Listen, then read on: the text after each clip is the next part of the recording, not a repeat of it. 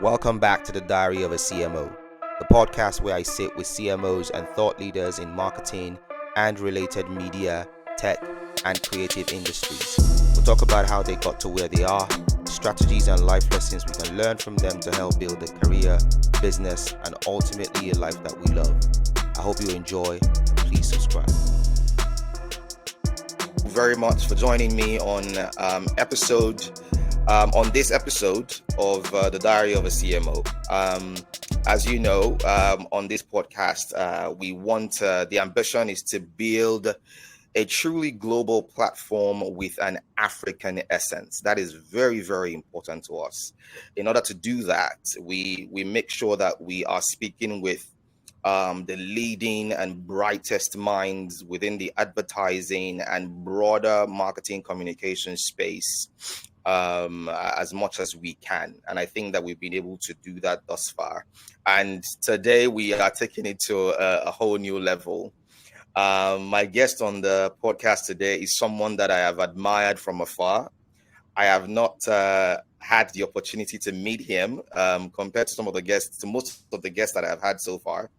I've not had the opportunity to meet him, but like I was saying to him before we hit record, his reputation precedes him, not just from a business standpoint in terms of what he's been able to build with his company, from a local independent ad agency to a truly global agency in terms of the notoriety that the company and the broader group has now come to be known for. I am privileged and remarkably flattered to have on the podcast with me today, Mr. Lanre Adisa.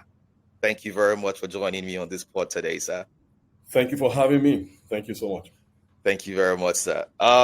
So I like to kick off conversations by saying that for those who are meeting you for the first time, we have audiences in the UK, in the US, across the African continent. So for those who are meeting you for the first time, how would you like to introduce yourself, sir? Okay. First, thank you again for having me on your podcast. It's a privilege to be here. My name is Lanre Adisa. After a while, my team resorted to calling me LA, and I think that has gone around the industry. I shied away from that initially because one of my first bosses, we used to call him LA as well, Larry Awokoya, and there's another LA in the industry who is very visible, Lulu Akinwumi. So I am one of those people who say I don't want to call my son Junior. I want everybody to fend for themselves. So I shied away from the LA thing for a while, but seemed I couldn't run away from it. But anyway, I accept it. My name is Lanre Adisa, once again, and I'm the founder of Noazak Communications. I would describe myself as someone who found himself in advertising. I mean, I never thought about going into advertising in my university days. I was very much involved with the arts. I studied linguistics and English at the University of Ilorin, but I was a very active member of a theater group called Ajon Theater, founded by Professor Luoba Femi, and I was very active also in the performing arts department. Even though I was not a student of theirs, I didn't take a course in performing arts, but I was taking lead roles together with a few friends of mine, Tunja De Inca and stuff like that. I was also active in creative writing. That was my best subject. Of course, I was also into campus journalism. So the university actually was good to me. Let me put it that way. I was able to express myself. As a kid, I had always been taken in by the written word. The teachers I remember from my secondary school, primary school days are my English teachers for some strange reason. I'd always been interested in literature, in English, anything written, as it were, which would be very strange for somebody who was born by a mother who was not literate in the Western sense, and a father who only had a primary school education. Would have loved to go further, but he was driven by that thing about not being able to go further. Look, I'll do the best for my children. And I was lucky enough that he sent me to a private primary school when public schools were very good. I went to Mayflower Junior School. And that was a very strong foundation for me because afterwards I went to Jebode Grammar School where I did only one term. And a cousin of mine who's late now, told me a very beautiful story about the village.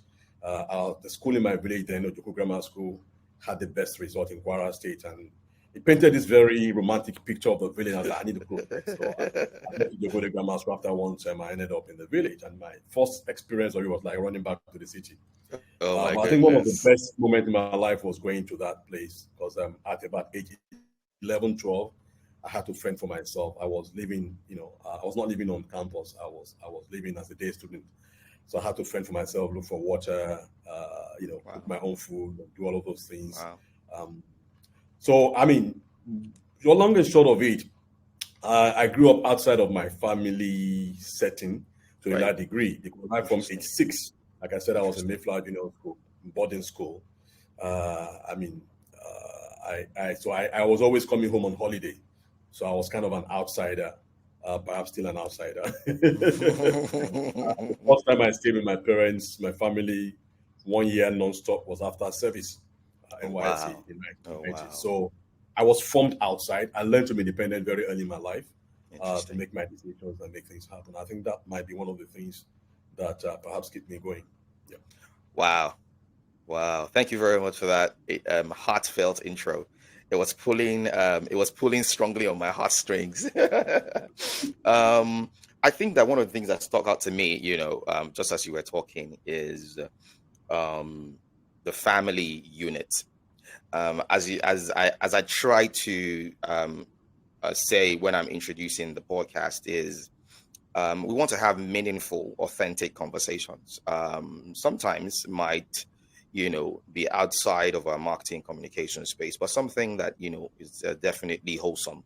And as you were speaking about the family unit and you living outside of the family unit, what would you say is what would you say was then the alternative, if you didn't really have like your direct parents sort of, overseeing and sort of leading you in that sense? What would you say, what are the functions of society, what are the elements of society that you would say contributed to raising you in that sense of the word? Well, I think it's not so much about physical absence. I will always go home anyway on holidays. I think Got my it. parents were very present in my life. Got it. The moments we shared together, they impacted a lot of values. Got it. Um, I struggled to see anybody as my role model, like finding somebody in history and all that. Mm, The one role model I can talk about is my mom. She amazing. embodied a lot of Thank you. values. Amazing. And I mean, she had a big impact on me. Even the creative bone, I think I got it from her. My mom Wow. could mimic anybody, so it was not so difficult Wow. for me to go into the theater and do all the things Wow. I was doing, going to creative writing. So she was a big inspiration to me. Wow. So Amazing. she may not be there with me, or my dad may not be there with me, but Right. their words, their values always, got me going. I always thought Amazing. about them. I thought I was like, I was in a game and I was representing them. I needed Amazing. to just be myself Amazing. and not let them down. So yeah, but society of course will play a role. But Mm, the presence of all that I stood for, all they stood for, was always with me. And again, being the firstborn, okay. they treated me like an adult right from when I was a kid. My Yeah. dad was the last of his mother, and my mom was the last of her parents as well. She was actually an orphan. So they always took me like their younger brother. So I grew up like that. I grew up very mature at a very early age. Yeah. Wow. Wow. Amazing. Amazing. Thank you very much for being open with the conversation. And I like that. I like to have these kind of conversations, especially because of the present day that we are in terms of the role that, the family unit and as a parent, as individuals that we have to play in sort of building a better society overall. So let's kind of get into Noah's Ark. What I mean, did you ever think that at some point, I know you kind of touched on this earlier, but did you ever think that at some point you will be running a company of this size and of this notoriety, of this success? Did you ever think that was going to happen? Well, let me backtrack a little bit. Hmm. First, I didn't think I would do advertising, like I said earlier. Hmm. I was into creative writing, and if I ever had any dream, my dream was just to be a creative writer, write my short stories, write Got my it. poems, my novels, and stuff the like of that. But I knew I just wanted to write. And I thought that if I was not doing that, the closest to that perhaps would be journalism. But for some reason, my service year I spent in Ibadan, and that was the closest I got to advertising. I served with a production company called TFA Productions, Tunde Fatiliwa and Associates. And they did some kind of quasi-advertising production stuff. But even at that, it was not enough. So my dad ran into somebody who was in advertising, the MD of Promoserve at that point in time, Alan Olabode. And my dad, unlike myself, very expressive. I mean, my dad is quick to make friends, more reserved like my mom, kind of. And so he was always telling everybody, "Hey, my son is a writer," and all that. So he told this guy, "I'm a writer," and all that. And I mean, that's interesting. I mean, tell him to see me or tell him to write me a letter. So I wrote him a letter. I mean, those days of letter writing. Absolutely. And I said, from the letter, I could see sparks of creativity. I mean, I wasn't trying to impress, but, and he gave me a list of advertising agencies back then and ticked some of them that I should write to then apply for a job as a copywriter. And I did. Eventually, I found myself being employed by one that was not on the list. That was the year MC&A Saatchi & Saatchi opened in Lagos, Maryland. And my dad happened to have some business in that neighborhood and spoke to people there that, my son is a writer. He likes to write. I said, that's good. I mean, could he just pop in and see the creative director? So long story short, I remember specifically that day. I had to go and dig up the date because I know what happened that day. That was the day Cameroon played Romania at Italia 90. And the 1-1. Was that the Rojamila game? And I also won. I won a job that day as well. I went up to the creative director, and we had a conversation. And after a while, the guy was asking, "When do you want to start?" I said, "Start what? Start working here." I said, "I'm still serving in Ibadan. I mean, I have." I said, "Look, it might just be too late if you don't start now." Wow. So I had to go back to Ibadan, and I think 1st of July, I started working at MC&A. My last month of service, actually, I did at MC&A. Then, of course, from then on, started full time. Rest is history. I couldn't have chosen a better place to start because the thing about MC&A back then was that it was Saatchi & Saatchi, and it was like any Saatchi & Saatchi gets anywhere in the world. It was young, it was hot, doing great stuff. It was just myself and the creative director, Jimmy Bankole, one of the best brains out of this country. And they just threw me right in the deep of it. And I mean, so it formed my worldview. So to say, I have always seen myself, and that is important to my story today.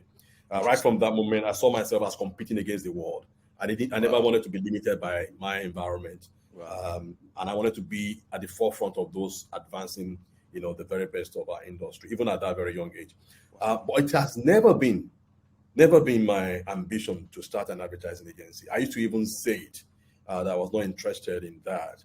Wow. I wanted to end my career as a creative leader, and what I wanted to do. My ambition, if there was an ambition, was to start an advertising school, which we'll talk about down this conversation. I hope that was my ambition then. And again, I have to go back to my mom. So my mom would pray back then, "Oh, you will also start your own thing." I was like, "Oh." I can't say amen to that because that's not, I don't think I'm equipped to manage all the things that go with running a business. I thought business for the suits. But truth be told, close to my 40th birthday, I had some experience with my family. We had some kind of traumatic experience. We had a carjacking. I had my 4 children, I have 4 boys, my wife, myself, my driver in the car. And we got carjacked at somewhere around Agidingbi. Long story short, we found ourselves in Ogun State and had to go back home at 12 midnight. And after that experience, I came to one realization, like, hey, Lanre, you could have just died, So what's this? What are you going to just leave behind legacy-wise? At a point in time, I read a book by Jim Covey. After 7 Habits of Effective Manager, he wrote this other one, The 8th Habit, which I never finished reading, but I picked something from there. It said 4 things we must do: live, love, learn, leave a legacy. And that stuck with me. I thought, okay, my generation, those who started late 80s, early 90s, I couldn't point to anybody doing anything that I was really proud of. And I thought, what would you leave behind? So despite my loathing, my fear of business and numbers and all those other things, I said, just forget it. I kept asking. I'm not a birthday person, but my 40th birthday was remarkable in the sense that I kept asking the question, what next? What next? What next? What next? And the answer to what next was, I'm going to do something I hope that my generation can be proud of, and I hope can inspire a new generation of advertising. And failure was the last thing on my mind. I never thought it could fail. I never thought about that. I was too taken in by that dream to worry about whether I could run a business or not. I just wanted to do it and show people that it's possible, because I believe that creativity is the soul of our business and is what makes the difference. So by October, I started jotting down what I wanted to do, registration and all that. December, I had my birthday. January, one thing led to the other. I spoke to one of my mentors and said, I got this small agency that I'm getting close to wrapping because the owner is dead. He was my mentee, but if you like, you can actually take on the assets and liabilities of this company and you can start off from there. That gave flesh to the yes. Alicia Virgins, that's the name of the agency, but it didn't give me any new business, no new talent, but it gave validation to that dream that I could start from somewhere. So by January, there were people working for me, but I had to give a 3-month notice at TBWA. So I didn't join until around April or thereabout. But that was it. That's how Noazak started. Wow. And we kept going at it.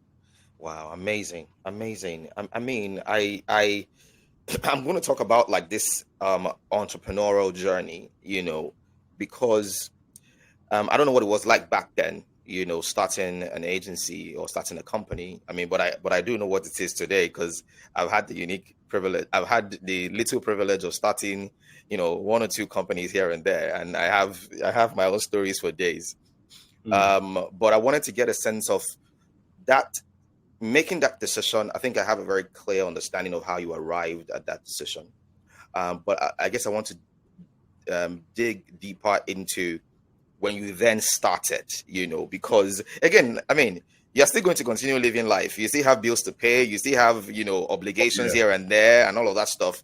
So how were you able to, what was the beginning of that entrepreneurial journey like? And what would you say really kind of, kept you going and, to the point of succeeding at it? I think there's a point that I need to make as well. When I caught that bug, as I would like to say it, I was on my way from work, Victoria Island, TBWA, we were on VI then. And I just, it was like some kind of epiphany, going home, having this realization like, hey, you know what? What are you going to do? Start an agency. I didn't have that thought in the morning until that night going back home.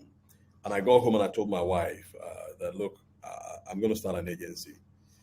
And she could have told me that that's a crazy thing to do. She wasn't working with boys in the private school. And the typical creative and not, I didn't have money stored away somewhere. And no account has been promised. But she just said, if that's what you want to do, yeah, let's do it. And I think to me, that was the starting point, having that, partner ready to say, you know what, you believe in this, I'm with you. So we had to make some sacrifices. Some things we needed to ensure that some things will go on without affecting the lives of the children, myself, and all that. And of course, we needed to cut down some things as well, because there'll be no salaries for some time. Wow. So I had, we had some seed money to start, and I also got some investors, a few friends down the line to jump in. But most importantly, I think what I would like to speak to, which is very important, that worked for me, is that it's not so much about what you have in the bank, but it's what you have in the bank of goodwill, at least for me as a creative. I had my first brief while, this was still information. A friend of mine who worked with a particular multinational called in and asked if I was still at CBWA, and they were going to have a pitch for a particular brand. And I said, no problem. I'm leaving, by the way, but I'll let them know. to send in a profile, which they did. Right.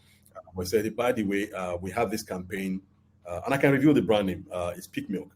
We have this campaign that had been done by low linters, and they don't seem to have an answer to the print and outdoor part of it. If you could just Right. come in, we could just brief you.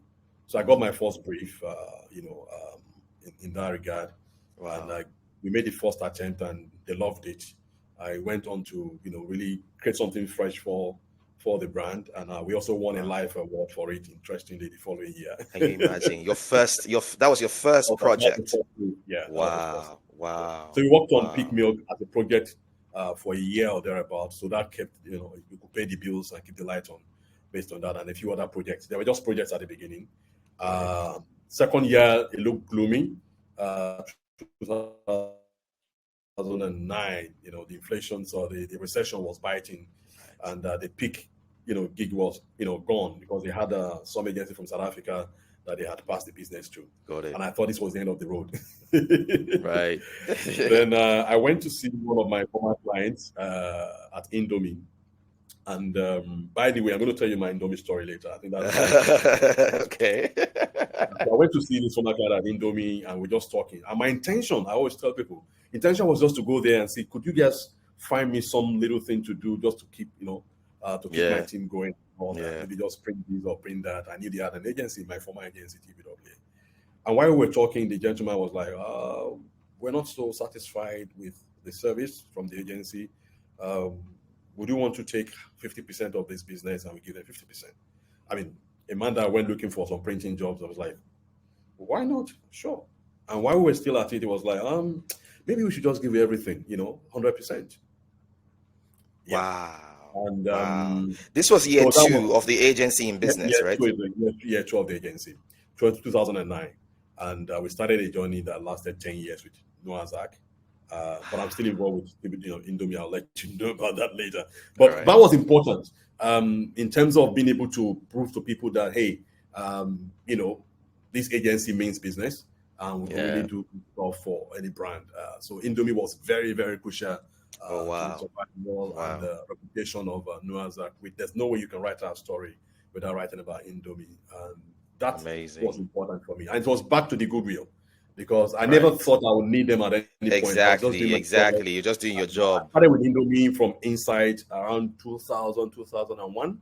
And as a creative director, as a writer on it, the first major campaign, I did, that was the last thing I did before leaving Inside.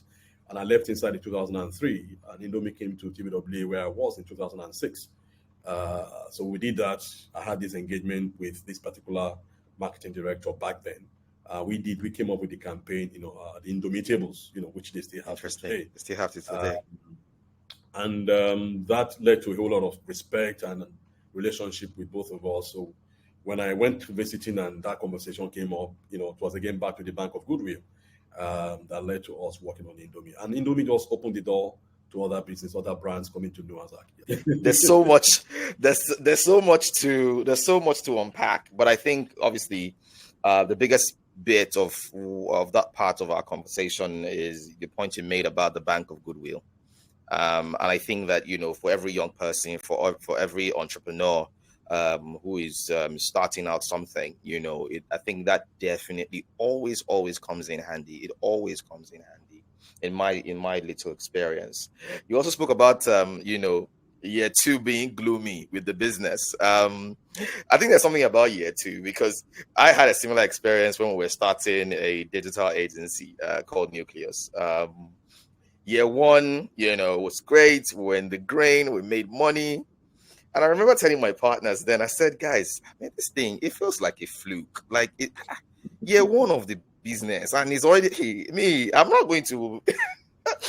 And incidentally, by year 2, we just was the nose diving down all the way to red. But thankfully, again, to the point about Bank of Goodwill, one of the people that we had done business with initially, also came knocking and saying, guys, we're about to pitch the business. Are you interested? And we went on to pitch and we won, and the rest is history. So there's a lot in there that I can definitely relate to, and I'm sure that a lot of our listeners can also relate to. I think I want to Now, spend a bit of time. I think because I know that part would be very important to most of people listening. And this is the part we'll still go into. This Indomie story you're still going to tell me because you said you're going to tell me the Indomie story. But I wanted to spend, ample time talking about your recent appointment as the head of that sectoral group, AAA. And I wanted to, again, congratulations again. I think that the past presidents have done remarkably well. I think that you are getting the job at a very pivotal time in terms of, globally speaking, in terms of what's happening within the industry, both on the technology side, on the regulation side, or regulatory side, and so on and so forth. Representation. There's a lot of conversations, talent. There's a lot of conversations to kind of really look at with this recent appointment. So, if you would just talk to us about what would you consider the key pillars of your plans as the current president of the institution? Thank you very much. I mean, at the point I decided to run for office, to start with, I had done 4 years on the expo as an official member of AAA. So I had, had a fair idea of, what we met then and what we needed to do, and moving on from there. So I think I feel lucky to have been part of that team for 4 years. And even though something inside me, my bones were like almost getting too tired doing what I've been doing, I was got it. Like preparing myself to say, Lanre, you've got to start moving on and doing other things and all that. But you come to a point in your career where the same way I felt compelled to do something for my generation, I felt compelled that all of this should not just go to waste. I think the last Expo did very well in raising people's enthusiasm about the association and doing good stuff as well. And that needed to be sustained and even taken further. So that was the reason for it. No, irrespective of what I felt personally in terms of, Larry, you need to start winding down a little bit. I've done 34 years doing this business, doing advertising. That look, you might still need to just give some of your time, for the greater good, so to say. Having said that, so I ran on an agenda which I tagged REV. REV is R for relevance, E for expansion, and V for value, and they're all interrelated. Relevance is about getting due credit for what we do. First and foremost, being self-aware about what we bring to the table as an industry. We play a very big role that maybe sometimes also we don't seem to realize, or people take it for granted. We keep businesses alive. That's what we do. And businesses make the economy, for starters. Brand building gives you an undue advantage over your competitors, and we can see that in a couple of things that we've done. Good example, we worked on Airtel for 9 years, and you and I know where Airtel was before then. And what made the difference was in the communication, the storytelling, which is what we do. Of course, they did the rest in terms of the product delivery and all of those things. But now they're in a far, far, far better space than they were 9 years ago. So that's what we do as a business. And I can say that for a whole lot of brands. So there must be something about us as an industry. So maybe we've not done enough to place ourselves where we should be to gain that recognition and relevance of what we do. And this relevance it's not just about us as an industry. It's also about how we interact with other sectors within that same ecosystem. And of course, other stakeholders, the regulators, the government, and all sorts of people outside of here. And of course, and also there should be a Nigerian agenda. Where do we place Nigerian advertising? If there's anything that has distinguished us as an agency, at a time when it was not very much in desire, being desired or popular. As a matter of fact, we got jeered for it. People said, "Oh, Noazak was too much about doing award-winning work," stuff like that. It was not popular, I'm sorry, among some of the agencies back then, but it was an Right. inspiration eventually that everybody wanted to do what Yeah. we were doing. Yeah. Yeah. We wanted to just put Nigeria on the map of the world, and I'm happy the industry has caught on to that to a very large degree now. There were no Nigerians on juries, there were no Nigerian works being celebrated, and stopped the lack of that. And we just thought, look, we've got to really, really break this jinx. It doesn't make any sense at all. So that is You still you important. were the first. You were the first West African on the Cannes on Cannes Yeah, jury. yeah, Nigeria, yeah, Yeah. yeah. Wow. And beyond that, the first, if you know about Lurzer Archive, which is a compendium of the Yes. best of Yes. advertising around the Yes. world, the Bible of advertising, we were the Yeah. first West African agency to get any work published there. And it was a very Amazing. deliberate thing. We Amazing. said, you know what, we wanted, the clients were not ready, so to say. So we will use ourselves. We did a self promo ad, and we submitted it, and they loved it, and that started something. Interesting thing about Wow. that ad, just by way of digression, is when we did it and we showed it to our Indomie client, it was like, oh, that is great. How can we be in this? I said, do work that will be so great that they would like to have you in this. And interestingly, about some months down the line, they actually had two of their work in the Lotus Archive. With their Amazing. work as well, we also got the first what they call the national diploma, from Cannes, because we Yeah. entered it for.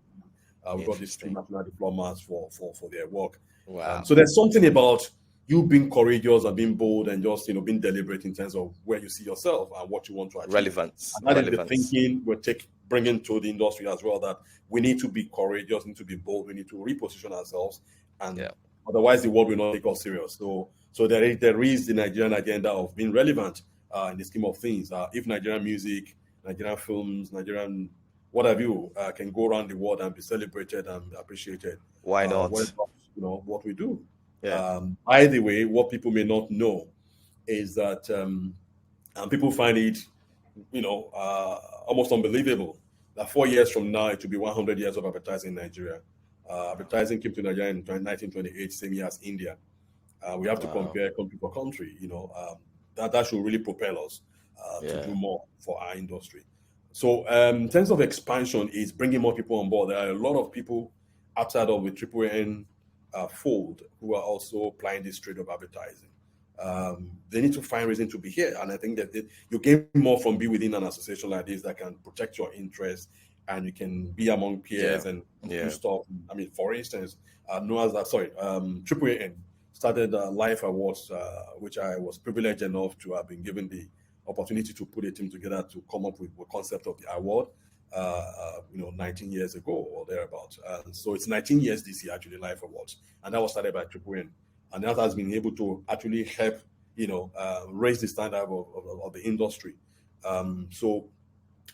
Standard of creativity in the industry. So it's important that we expand, that net, to bring more people, especially looking at how advertising has evolved in today's world. It should not be seen as just some old school whatever and all that. All the new players are welcome. That's what we are trying to do with expansion. Value is what you get in return. What do we Right. do, or how do we enhance your business? How do we enhance your opportunities? How do we grow the industry? Those are very important things. So those elements, those three pillars, what we've done so far with it is as an exco, the new exco, we've actually workshopped it, and we're coming up with more like a plan for the 2 years that we have to run, and Got that it. will drive everything that we do. As you spoke about relevance, what came to mind was one of the conversations I had the privilege of having with Paul Jackson, ex WPP Gray, who now runs an agency in SA called Boundless. And he says that in Africa, across all of the markets, we have the skills, we have the talents, we just need the confidence to be able to take us and the work that we do to the global stage. And we were having those conversations when I Absolutely. was talking to him about Cannes. As you spoke about expansion, I also saw the extreme relevance in that, especially from a talent and partner acquisition standpoint. Creating more inroads into the industry beyond the classic routes that people like me, for example, took to come into the industry. I think there's a lot of opportunity there, and you spoke about value, which I think is a very, very, very big part, because I think that historically, except for a few agencies like you and a few others across the region, we have sort of unknowingly um, minimized the relevance of advertising or marketing comms to delivering real business value. Yeah. And as you spoke about the role you played with the, whether it was with the Indomie brand or the business, or Airtel brand and the business, is these are case studies that show the role that advertising and the work that you did as creatives played in clearly building not just the brand or communications, but also the value of the business. And I think that that's an area that definitely a lot more work needs to be done, and clearly will be done, as it forms a very key part of your sort of your plan for the institution. I honestly didn't know that you were responsible for putting together, the team that in creating the LAIF Awards. I honestly didn't know that. This is the first time I'm hearing it. The naming, the logo, the essence, everything about LAIF Awards. And I was on LAIF Awards for 12 years straight or thereabout. I took a break of maybe 2 or 3 years. And afterwards, during the COVID-19 pandemic, I was invited to come and chair LAIF Awards, which I did Interesting, for 3 years. amazing, The other thing that came from that during the COVID period was I made a proposal to the then EXO to look at having a talk, platform which we call Live and Direct. mm, To which I invite, just like we're having a podcast here, I mhm, invited a couple of industry greats to have conversations with them.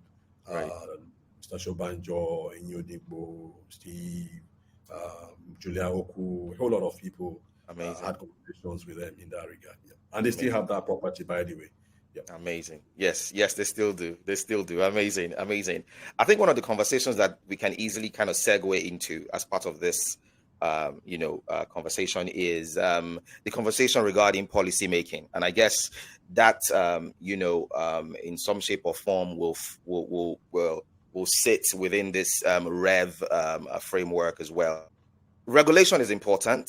Yeah. I have had the opportunity to speak with a few people, within your sort of sphere, Mm. Mm. and I'm aware of different sentiments regarding self-regulation or being regulated by the government, etc. But I'm not going to get into that.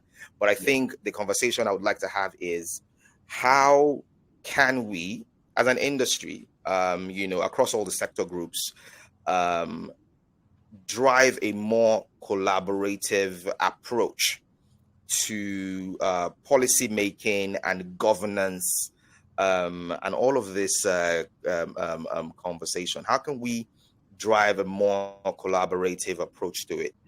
Yeah, I mean, thank you very much. I think, yes, of recent, there have been concerns in 1 or 2 quarters as regards, issues of regulation and what have you. Sad thing is that as much as one would desire self-regulation, I mean, Hmm. sounds very good Hmm. um, as a way to go.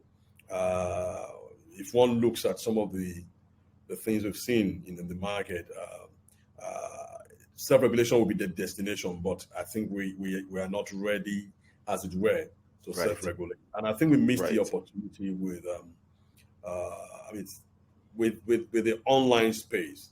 I right. thought that was a good chance for us to actually self-regulate. Interesting. But sadly, again, people do stuff, and because the regulator fears that if nothing is done, those Right, things will get worse. right. So when those things happen, we all pay for it, so to Yeah, say. yeah, But yeah. having said that, there's always room for us to make amends. So one of the things that we are doing is also to take the pulse of our of our own sector. People have come up with a few things, and we are continuously engaging with the regulator. Okay. And in fairness to them, the DG in particular, he listens. And Mm, if we have okay. a strong case, because if you don't have an industry, if you don't have a sector that is thriving, there's nothing to regulate at the end of the day. Right, right, right. So I think it's just for us to be able um, to harness the concerns, so to say, and engage the regulator in terms of what we think, can be done to improve because the intention is clear. The intention we can see, but the consequences may not necessarily be all that we desire, not just for ourselves, also for our clients. So absolutely, the aim on our part is how do we work together harmoniously and ensure that everybody's interest is because in all of these things, in some of these regulations, I've also listened to one or two clients who are saying, "Oh, by the way, there is a positive consequence of this particular policy, that is allowing us to do so and so." As hard as as difficult it might be at the beginning to live with some of those things, I've had clients say, "Oh, now I'm a multinational. Before now, I just get communication dumped on me in quote, but now I can do my own thing locally, and it can resonate with the people." So there's something to be gained from there. But the other areas where there are some pain points, I think it's part of what we need to do as an industry to be able to, see how we can ease the pains and see how. But it's a transition of sorts. I mean, we're going through something. But my concern, which I am aligned with other people to, is that whatever we do, it must not in any way constrain creativity. We must not in any way stop people from thinking I can do this or that. That to me is very, very crucial. Right. Yeah. Amazing. Speaking of relationships, the relationship between the industry and the regulatory body, very critical, which is what you've spoken about shortly. I was also thinking about the relationship between the client and the agency. Sure. I think it's a historically, from my personal experience, I can speak for myself. It's sometimes a bittersweet relationship. You sometimes have clients that are amazing in terms of allowing you to do great work, the willingness also to do great work. A truly collaborative relationship. Nobody's trying to throw anybody under the bus, when push comes to shove. But then again, you find clients that are on the other side of the spectrum, where you have to constantly remind them that we are in this together. Like it's not us versus you. Like we succeed when you succeed. You succeed when for you, and I think that this is there's a clear intersection between this conversation and the point you were making earlier about the bank of goodwill.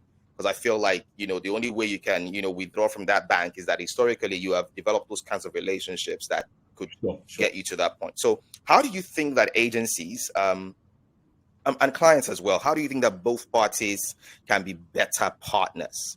I think the starting point, this works essentially at the level of your engagement, with the business, with the client in question. There must be a willingly ambitious, person at the client's end who believes in creativity. Yeah. I was trying to, and I've seen that happen in most instances. All the instances where we've done very well, you can find somebody at the other end who is equally, invested in doing exceptional and differentiating work. And also on your own side, you also need to bring that to the table. It becomes a partnership. We like to see ourselves as both partners. So, but when that doesn't happen, when the foundation is about you doing me a favor, I think, it doesn't really augur well for that relationship to a large degree. And where sometimes, even despite that, somebody in the system feels otherwise and all that, I think it behoves the leadership of the business agency to also bring it up and find ways around that, for the sake of your own team and the business. There must be an agreement in terms of the values on both sides. It doesn't always work like that in real life, but I think there needs to be some kind of respect for what you do. Maybe I can speak for myself as an agency, but that is the way we like to see it. And it's not saying that every client will treat you the same way. There are clients who just, don't know any better. I think a lot of that also has to do with the background of the person with the client contact. They need to be well schooled in not just their business, but everything about the art and what have you. They must be looking at how to advance the work, not to bring it down, not to make you just go round and round the circle because you pay, a retainer or something. It's not in the best. One thing we both need to know is that we're working in the best interest of the brand. The brand must not suffer because of the way we relate. So those things do happen, but I think it's down to respect to a large degree. And that is what we have to do at our individual levels. Right. But as an industry as well, I think we need to find ways of ensuring that, we engender this kind of self-respect among the different sectors, clients in particular, right. Which perhaps will speak to the essence of a body like HASG, which I happen to chair at the moment as well.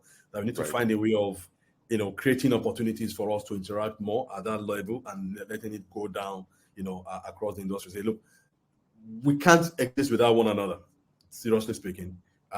So what do we do to enhance, this relationship and so that the clients, the brand in particular, can benefit from this relationship? Yeah. Speaking about relationships, I think, and for brands, and when I think about brands, and I think about one of the things that you have a very strong reputation with is storytelling or creative storytelling. I'm just curious, for you, in today's world, how should brands be looking at, or how should brands approach creative storytelling? Well, for starters, I don't like to be boxed. So every brand should get the kind of work that will best position it for what it's got going for it. So maybe storytelling worked very well for some brands like Indomie, like maybe a bit of Indomie, Airtel, and all that. But it doesn't necessarily mean that it becomes a formulaic thing that, for every brand, you got to do storytelling. So, and sometimes prospects are also guilty of that. I like what you do for this brand. Do that for me. Exactly. You are two different brands. It's about what works for you. Maybe what will work for you is more of a demonstrative kind of campaign. I need to show you against the other guy.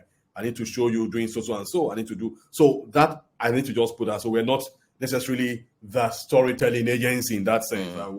We see ourselves as growth partners, and we have one mantra. The mantra for us is that we go where the idea takes us. And if the idea takes us to storytelling, beautiful. If it takes us to something else entirely, but most important thing is that we make it exciting. It must be able to grab your attention and also deliver the goods. That's very important for us. That's the way I like to look at that. Yeah. Okay. So, talking to storytelling, the story must find its footing in you as a brand. It must not just be that I take away the story and I can't relate it to you. It must be relatable first and foremost to the audience and also to you as a brand in question. So it must find its footing, its underpinning from what you stand for, what you can deliver, what you got going for you. Right. The insights must be authentic enough that people who eventually see the story can see themselves in the story. But it's been well told in a way that makes you feel like you feel rewarded. I think one of the problems we've had with communication in this part of the world is sometimes brands are trying to spoon feed people. David Ogilvy is quoted to have said something that the consumer is not a moron. She's your wife. And I think we need to just get that. That people are smart enough to get it. People know, and they feel rewarded. They feel very good when they can see you tell a story that acknowledges their smarts and advances, their expectations and about life and what have you. Yeah. Interesting. One of the things I learned a few years ago is, and kind of formed how I think about storytelling as well, is that I kind of leaning towards what you just said now in terms of trying to spoon feed, the audience. Is that the role of the brand or the creative is to start conversations, don't finish them. Yeah. Let the consumer be the one to finish the conversation. And if you have to involve it. Yeah. Exactly. Wow. This question about storytelling came from one of your many children, and I'm sure you have many children. But I'm not going to mention his name. I'm not going to mention his name. Okay. So he was the one who said that he wanted to. Yeah, that he's spoken about it a few times in terms of storytelling, but he won't please, I beg, just ask him. Just ask him. Okay, no problem. Yeah. So I'm guessing who it might be, but it's okay. Don't worry. Okay, so speaking of storytelling, and it is interesting that you cited, the work that you did with Indomie and Yeah. Airtel, and this is where we get into that Indomie story you wanted to tell me. Okay. This is where you tell me that Indomie story now. Okay. So I think for me, um, Indomie, I got drafted in quote to work on Indomie back in Inside because part of it was that most of my colleagues back then thought that the client was too difficult, and they are right. Really crazy hothead, but for some reason we hit it off. So when I was assigned to the business to the brand as a writer, and I had a partner, Tunde Shoyinka, as my art director. We had fun on that business. I mean, yeah, the Wow. client, we become friends. Piyush Nair, if he's listening at any point, great guy. I mean, he did something that no other client has ever done with me. We did a piece of work, and he said, "Oh, Lanre, I'm not sure I'll have time to come back." This is back then when we, clients would sign off on work, unlike what we have today. And he said that if you think the work is good enough, I think you can sign off on it. It will be good to go. Yes, Wow. and I signed off on it. It was good to go, and it's like, yeah, it's never happened with any other client. And this is Wow. supposed to be the difficult client. Right. And he left Indomie in his own case, went to another brand, Tura or thereabout, and invited us for a pitch. I was at TBW, and we won the pitch, and we carried on. And the work we did for Interesting. Tura, he was so wowed by the way we presented it that he said we should come to Dubai and London to present to his bosses. Um, so, and we still Wow. maintain our relationship till today from back Amazing. then, 2001 and all that. So back Amazing. to Indomie. So my work at Indomie started from inside, like I said, and later I went to TBW, and 2006 we got approached by the Indomie people. It was not a pitch per se, just credentials presentation, and we were given the business. Now I wouldn't say that it was because of me, but for whatever it is worth, I left TBW in 2008, and in 2009 Indomie came to Noazak, and we worked together for 10 years. So I Wow. remember Dan Oshodi wrote a piece. This was in those days when there was no social media and what have you. And he wrote that, oh, Indomie follows Lanre Adisa again. That is betraying. Um, but I mean, what I would say that the owners of the business, the leaders of that business, I think they respect, what the little one has done. Yeah. That, even when we parted ways after 10 years at Noazak, it was a very cool kind of parting of ways. We had dinner to just say, it's not goodbye, really. It's just taking a break of sorts. And interestingly, we, after 2 years of that parting of ways, I was approached again by the leaders of the business and said, look, we still want you guys to work on this, Oh, but not wow. necessarily as Noazak. So what we did was to actually set up a boutique agency that is Got it. resident on their premises, called Spice 360, Interesting. and works on Interesting. Indomie and 4 other brands from the Tolerant group. And we've done that for Wow. like 3 years now. So we still work on Indomie, but in a Wow. different capacity with this boutique. So it's a measure of the trust that Yeah. the people Yeah. have in what one can do. So Indomie and I, we go, like that, like rice and beans, like they say. and, um, Incredible. Incredible. and I also tell one story from that Noah's Ark experience in Yes, Indomie. sir. At the time we did a campaign for Ramadan, we wrote a script that they loved. We shot it, but on set, I think there were too many directors, interferences, and all that from clients' end and all that. And when the thing was done, their boss, who was supposed to sign off, was like, "Nah, I don't think this thing has soul." We kept trying and trying and trying, and for that particular year, we could not run a Ramadan commercial for Indomie. Wow. And it was hard to accept it for us. And we now did something that you hardly do with any brand. Again, this is what speaks to value. One of our values, courage. So we decided that, you know what, we knew what went wrong. I mean, the brief for us now was about let this have soul. What we did would pass by any other client. Though it's fine enough, it's good enough. So we decided that, you know what we're going to do is this. We will write a new script, and by ourselves. We will shoot it also by ourselves. We have a production company. We'll write this new script. We'll shoot it by ourselves, and I will go and present it to their lead, the lead person on their team. So only 2 people from their end, not to their managers. It was a risk on our part, and we presented it. We did TV, we did radio, we shot it as in like this is a full commercial, and I sold it to them, and they fell in love with it. Even after we parted ways, the following year they still use the same campaign. So again, it speaks to courage, and I give it to them that they accepted that risk. Yeah. Wow, amazing. I mean, I've said it like I'm sure you have plenty stories for day. I mean, like this. Nah, man, it's incredible. It's incredible. Again, like just at the risk of sounding like a broken record now, the level of courage and the reputation that you have built personally and also for the company as well.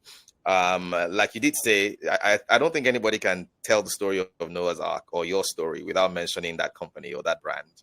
And it's amazing, right? It's amazing that a client agency relationship can become that strong and that meaningful to the point where even when people speak about your legacy, to the point you were making earlier about legacy, following that unfortunate experience, that a brand will be mentioned as part of that conversation. It's incredible. It's incredible. As we start to wind down, because I've taken more than I asked for. So I wanted to ask you, speaking about the experience, this carjacking experience, I'm curious because one of the conversations in today's world, which kind of speaks to your role as an ambassador for the mental health foundation, CEDO Foundation, I think, is the ability or inability of being able to cope or deal with trauma.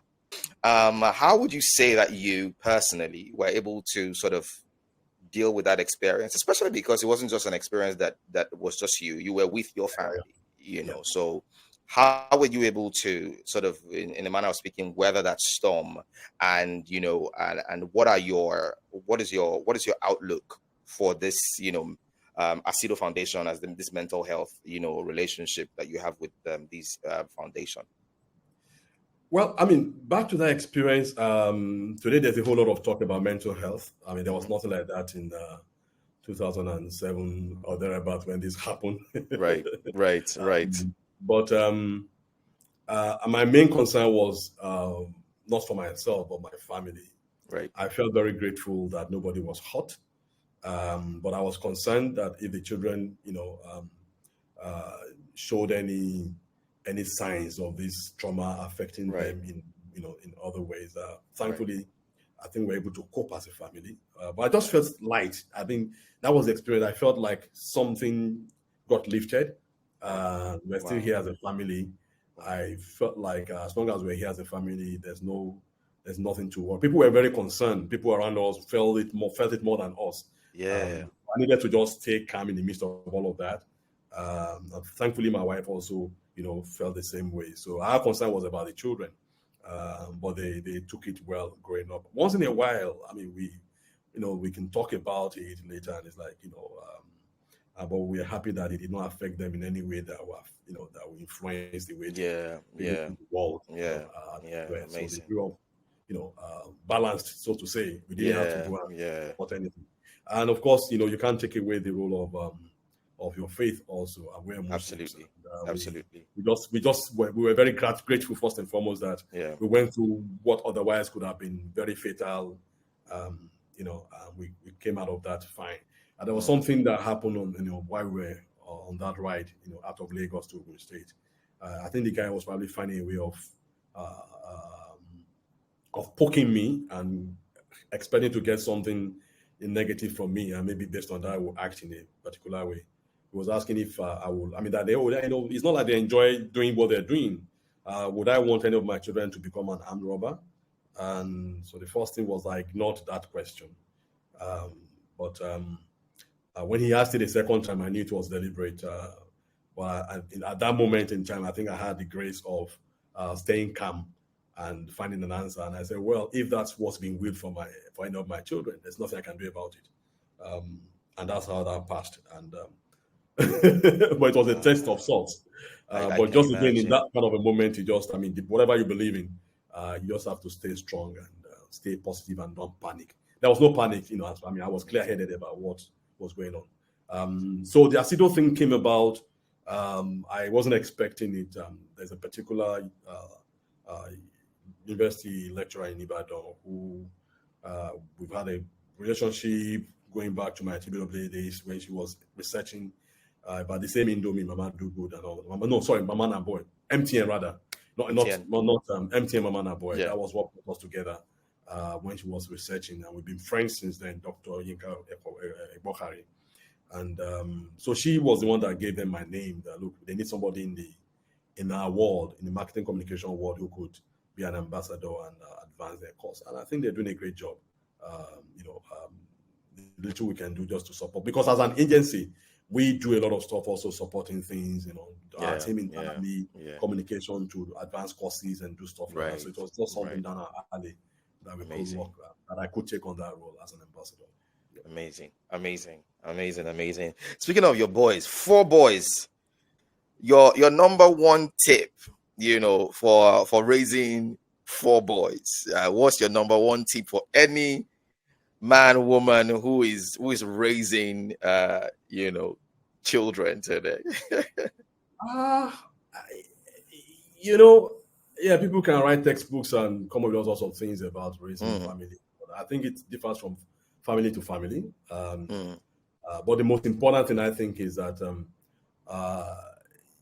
you have to be true to yourself as parents.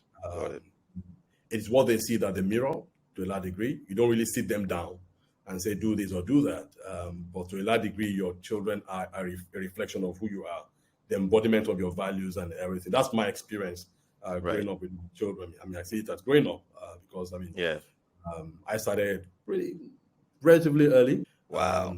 So I did grow up with them. And at the point when I went to my kids' school, 2 of them were in Jordan at some point. Like, you came with your brother, and they see me as their brother. Even today, they go like your brother. Wow.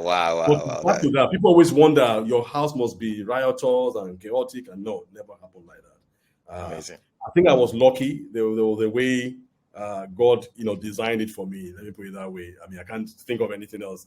So Absolutely. First 2 have a 2-year gap between them. But between the second and the third, there's a 4-year gap. So, and the last 2 also have a 2-year gap between them. So what tended to happen was that the first 2 had a tag team and they became friends. Then the other 2 also, another tag team. So there was relative peace in the house. They were still boys, they were active. But there was a sense of decorum. There was a sense of, hey, but they grew up with love. I mean, that's the most important thing. Amazing. Seeing the love between you and your spouse and all the values. So they reflect your values more than anything else. When I look at my sons today, especially the first one, people say, they see me in him and stuff like that. But we never really sit them down to say, this is what you do or that's what you do. But you just be yourself, be true to yourself. Whatever you wouldn't want anybody to report about you negatively, don't do it. So they pick the right values, and what you subscribe to, they know what to subscribe to. They know the kind of person that you are. Yep. Absolutely. Wow. Appreciate you taking the time to do this. My last question is around Noah's Ark. I mean, I feel like that's where we should land this. What's your playbook? What's your when you are trying to create these award-winning pieces? Like, what's your recipe? How do you do it? Let me just put it that way. Well, look, there are different positions on awards, but the starting point for us is not necessarily to win an award. The most important award to win is the loyalty, the love, the admiration of the consumer. So the work must resonate with the consumer. The awards are the bonuses that we get, and we deserve the bonuses. And what it means is this for us. When we do work, you see, and it's been tested even by Cannes. That's why they have the creative effectiveness category in Cannes today. Is that real creative work? They found out from the works that were winning gold and all that they were actually having bigger impact on businesses than just safe work.